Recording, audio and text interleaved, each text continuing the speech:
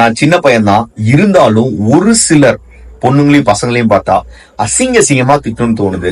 அது எப்படி சின்ன வயசுல இருந்து உன்னை பெத்து வளர்த்து பார்த்து உனக்காக பண்ண அப்பா அம்மா கண்ணுக்கு தெரியல, உன் கூடவே இருந்து நல்லது கெட்டது எல்லாத்துலயுமே இருந்த உன் ஃப்ரெண்ட்ஸும் கூட தெரியல.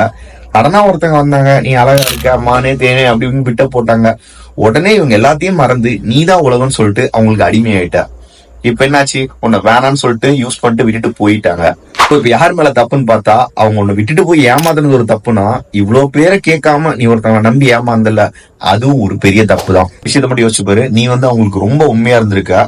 பொய்யா இருந்த அந்த புறம்போக்கே வெளியில போய் ஜாலியா என்ஜாய் பண்ணிட்டு இருக்கப்ப உண்மையா இருக்க நீயா ஃபீல் பண்ணிட்டு இருக்க. ஒண்ணும் இல்ல, உனக்காக உன் பேரண்ட்ஸும் உன் ஃப்ரெண்ட்ஸும் பழையபடி உன்னை சந்தோஷமா பார்க்கணும் வெயிட் பண்ணிட்டு இருக்காங்க. சோ இந்த எல்லா கருமத்தையும் தூக்கி போட்டு கொளுத்தி விட்டுட்டு கூட போய் ஹாப்பியா இரு. உண்மையா இருந்ததுக்காகவே கண்டிப்பா உனக்கு ஒரு ட்ரூ பார்ட்னர் உங்ககிட்ட வருவாங்க.